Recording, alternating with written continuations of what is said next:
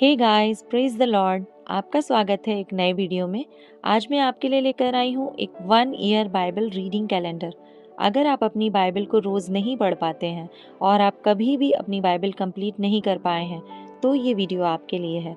इसमें old testament और new testament के सभी चैप्टर्स को इस तरह से लिया गया है कि आप 1 ईयर में अपनी पूरी बाइबल कंप्लीट कर पाएंगे। ये ऑडियो फॉर्मेट है, इसके साथ आप अपनी बाइबल को ओपन करके रीड कर सकते हैं। डे 1 से लेकर डे 365 तक के सभी चैप्टर्स मैं आपके लिए लेकर आई हूँ। डे 365 पर आप अपनी पूरी बाइबल कंप्लीट कर पाएंगे, इसलिए आप इसके द्वारा आशीषित हों। और अगर आपको ये वीडियो पसंद आती है तो आप अपने फैमिली और फ्रेंड्स से शेयर करें, और अगर आप चाहें तो आप सब्सक्राइब, लाइक और कमेंट भी कर सकते हैं। So praise the lord, shalom to everyone. Let's get started. Day 57, chapter number 16। Korah, Dathan और अबीराम का बलवा। कोरह जो लेवी का परपोता, कहात का पोता और यिसहार का पुत्र था, वह एलियाब के पुत्र दातान और अबीराम और पेलेत के पुत्र ओन, इन तीनों रूबेनियों से मिलकर मंडली के 250 प्रधान जो सभासद और नामी थे, उनको संग लिया। और वे मूसा और हारून के विरुद्ध उठ खड़े हुए और उनसे कहने लगे, तुमने बहुत किया, अब बस करो, क्योंकि सारी मंडली का एक एक मनुष्य पवित्र है और यहोवा उनके मध्य में रहता है। इसलिए तुम यहोवा की मंडली में ऊंचे पद वाले क्यों बन बैठे हो? यह सुनकर मूसा अपने मुंह के बल गिरा। फिर उसने कोरह और उसकी सारी मंडली से कहा, सवेरे यहोवा दिखला देगा कि उसका कौन है और पवित्र कौन है, और उसको अपने समीप बुला लेगा। जिसको वह आप चुन लेगा उसी को अपने समीप बुला भी लेगा। इसलिए हे कोरह, तुम अपनी सारी मंडली समेत यह करो, अर्थात अपना अपना धूप दान ठीक करो, और कल उसमें आग रखकर यहोवा के सामने धूप देना। तब जिसको यहोवा चुन ले वही पवित्र ठहरेगा। हे लेवियों, तुम भी बड़ी बड़ी बातें करते हो, अब बस करो। फिर मूसा ने कोरह से कहा, हे लेवियों सुनो, क्या यह तुम्हें छोटी बात जान पड़ती है कि इज़राइल के परमेश्वर ने तुमको इज़राइल की मंडली से अलग करके अपने निवास की सेवा करने और मंडली के सामने खड़े होकर उसकी भी सेवा टहल करने के लिए अपने समीप बुला लिया है, और तुझे और तेरे सब लेवी भाइयों को भी अपने समीप बुला लिया है। फिर भी तुम याजक पद के भी खोजी हो, और इसी कारण तूने अपनी सारी मंडली को यहोवा के विरुद्ध इकट्ठी किया है। हारून कौन है कि तुम उस पर बुड़बुड़ाते हो?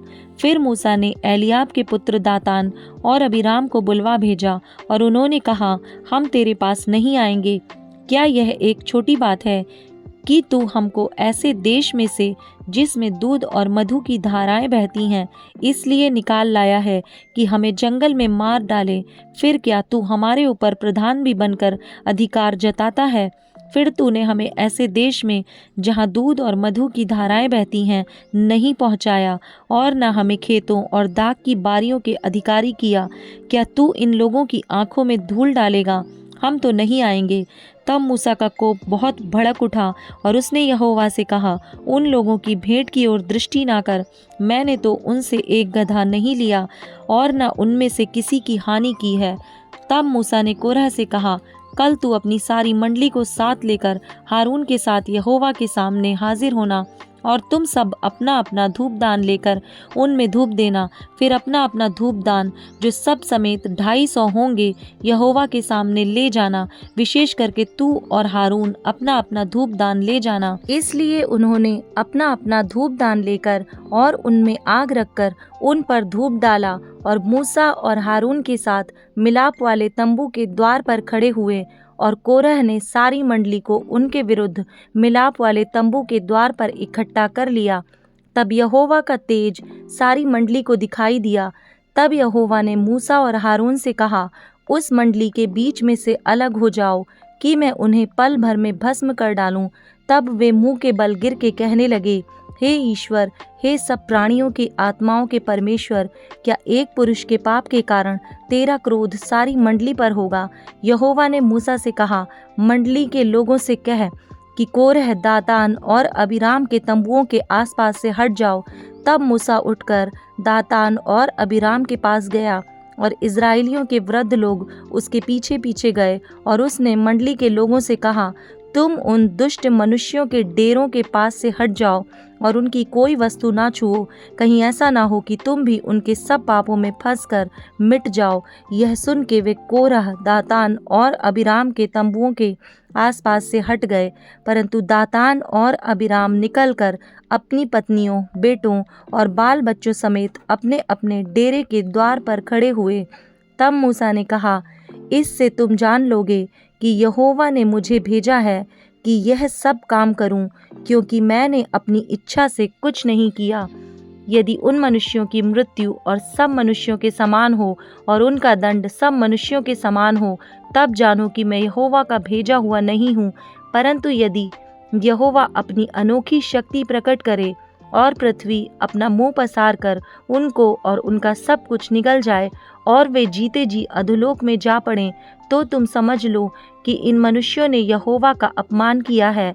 वह ये सब बातें कह ही चुका था कि भूमि उन लोगों के पांव के नीचे फट गई और पृथ्वी ने अपना मुंह खोल लिया और उनका और उनके घर द्वार का सामान और कोरह के सब मनुष्यों और उनकी सारी संपत्ति को भी निगल लिया, और वे और उनका सारा घर बार जीवित ही अधोलोक में जा पड़े, और पृथ्वी ने उनको ढांप लिया और वे मंडली के बीच में से नष्ट हो गए। और जितने इजराइली उनके चारों ओर थे, वे उनका चिल्लाना सुन यह कहते हुए भागे कि कहीं पृथ्वी हमको भी निगल ना ले। तब यहोवा के पास से आग निकली और उन 250 धूप चढ़ाने वालों को भस्म कर डाला। धूपदान। तब यहोवा ने मूसा से कहा, हारून याजक के पुत्र एलियाजर से कह कि उन धूपदानों को आग में से उठा ले और आग के अंगारों को उधर ही छितरा दे, क्योंकि वे पवित्र हैं। जिन्होंने पाप करके अपने ही प्राणों की हानि की है, उनके धूपदानों के पत्थर पीट पीट कर बनाए जाएं, जिससे कि वह वेदी के मढ़ने के काम आए, क्योंकि उन्होंने यहोवा के सामने रखा था। इससे वे पवित्र हैं। इस प्रकार वह इजराइलियों के लिए एक निशान ठहरेगा। इसलिए एलियाजर याजक ने उन पीतल के धूपदानों को, जिनमें उन जले हुए मनुष्यों ने धूप चढ़ाया था, लेकर उनके पत्थर पीट पीट कर वेदी के मढ़ने के लिए बनवा दिए, कि इजराइलियों को इस बात का स्मरण रहे कि कोई दूसरा जो हारून के वंश का ना हो, यहोवा के सामने धूप चढ़ाने को समीप ना जाए। ऐसा ना हो कि वह भी कोरह और उसकी मंडली के समान नष्ट हो जाए, जैसे कि यहोवा ने मूसा के द्वारा उसको आज्ञा दी थी।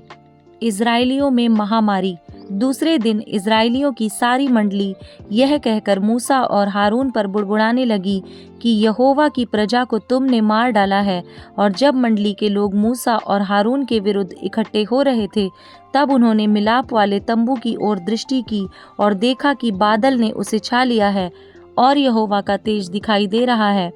तब मूसा और हारून मिलाप वाले तंबू के सामने आए। तब यहोवा ने मूसा और हारून से कहा, तुम उस मंडली के लोगों के बीच से हट जाओ कि मैं उन्हें पल भर में भस्म कर डालूं। तब वे मुंह के बल गिरे और मूसा ने हारून से कहा, धूपदान को लेकर उसमें वेदी पर से आग रखकर उस पर धूप डाल, मंडली के पास फुर्ती से जाकर उसके लिए प्रायश्चित कर, क्योंकि यहोवा का कोप अत्यंत भड़का है और मरी फैलने पर है।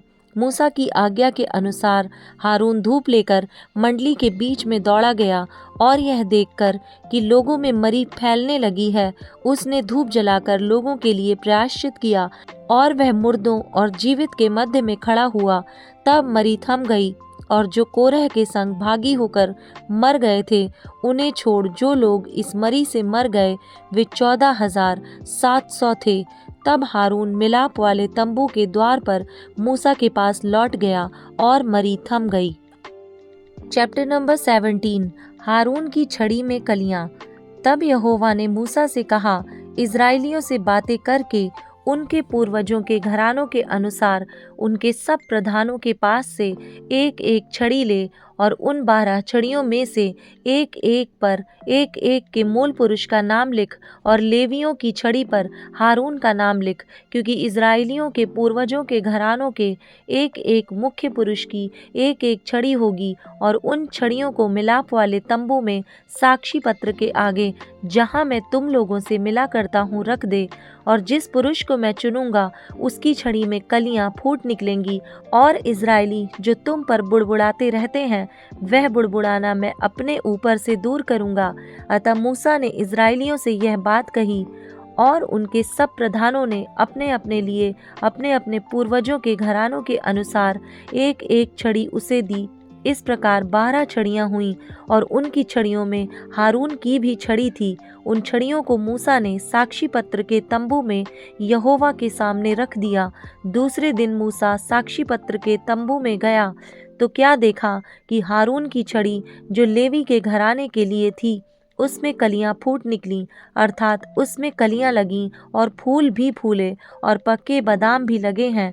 तब मूसा उन छड़ियों को यहोवा के सामने से निकालकर सब इस्राएलियों के पास ले गया और उन्होंने अपनी अपनी छड़ी पहचान कर ले ली। फिर यहोवा ने मूसा से कहा, हारून की छड़ी को साक्षी पत्र के सामने फिर धर दे कि यह उन दंगा करने वालों के लिए एक निशान बनकर रखी रहे कि तू उनका बुड़बुड़ाना जो मेरे विरुद्ध होता रहता है भविष्य में रोक रखे, ऐसा ना हो कि वे मर जाएं। और मूसा ने यहोवा की इस आज्ञा के अनुसार ही किया। तब इस्राएली मूसा से कहने लगे, देख हमारे प्राण निकलने वाले हैं, हम नष्ट हुए, हम सब के सब नष्ट हुए जाते हैं। जो कोई यहोवा के निवास के समीप जाता है वह मारा जाता है, तो क्या हम सब के सब मर ही जाएंगे। Mark chapter 6 verse number 33 to 56। 5000 पुरुषों को खिलाना। बहुतों ने उन्हें जाते देखकर पहचान लिया और सब नगरों से इकट्ठे होकर वहां पैदल दौड़े और उनसे पहले जा पहुँचे। उसने उतरकर बड़ी भीड़ देखी और उन पर तरस खाया, क्योंकि वे उन भेड़ों के समान थे जिनका कोई रखवाला ना हो, और वह उन्हें बहुत सी बातें सिखाने लगा। जब दिन बहुत ढल गया तो उसके चेले उसके पास आकर कहने लगे, यह सुनसान जगह है और दिन बहुत ढल गया है, उन्हें विदा कर कि चारों ओर के गांवों और बस्तियों में जाकर अपने लिए कुछ खाने को मोल लें। उसने उत्तर दिया, तुम ही उन्हें खाने को दो। उन्होंने उससे कहा, क्या हम 100 दीनार की रोटियां मोल लें और उन्हें खिलाएं?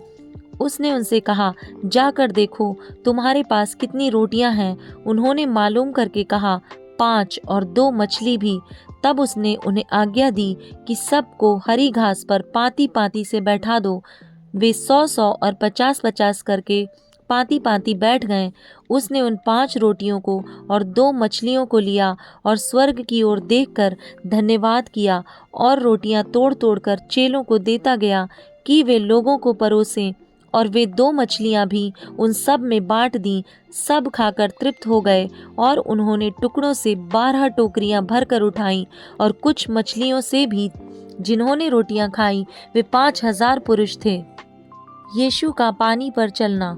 तब उसने तुरंत अपने चेलों को नाव पर चढ़ने के लिए विवश किया कि वे उससे पहले उस पार बैतसैदा को चले जाएं, जब तक कि वह लोगों को विदा करे। उन्हें विदा करके वह पहाड़ पर प्रार्थना करने को गया। जब सांझ हुई तो नाव झील के बीच में थी और वह अकेला भूमि पर था। जब उसने देखा कि वे खेते खेते घबरा गए हैं, क्योंकि हवा उनके विरुद्ध थी, तो रात के 4 पहर के निकट वह झील पर चलते हुए उनके पास आया और उनसे आगे निकल जाना चाहता था, परंतु उन्होंने उसे झील पर चलते देखकर समझा कि भूत है और चिल्ला उठे, क्योंकि सब उसे देखकर घबरा गए थे। पर उसने तुरंत उनसे बातें की और कहा, ढांढस बांधो, मैं हूँ, डरो मत। तब वह उनके पास नाव पर आया और हवा थम गई और वे बहुत ही आश्चर्य करने लगे। वे उन रोटियों के विषय में ना समझे थे, क्योंकि उनके मन कठोर हो गए थे। गन्नेसरत में रोगियों को चंगा करना। वे पार उतरकर गन्नेसरत में पहुंचे और नाव घाट पर लगाई। जब वे नाव पर से उतरे तो लोग तुरंत उसको पहचान कर आसपास के सारे देश में दौड़े और बीमारों को खाटों पर डालकर जहाँ जहाँ समाचार पाया कि वह है, वहाँ वहाँ लिए फिरे। और जहाँ कहीं वह गांवों, नगरों या बस्तियों में जाता था, लोग बीमारों को बाजारों में रखकर उससे विनती करते थे कि वह उन्हें अपने वस्त्र के आंचल ही को छू लेने दे, और जितने उसे छूते थे सब चंगे हो जाते थे।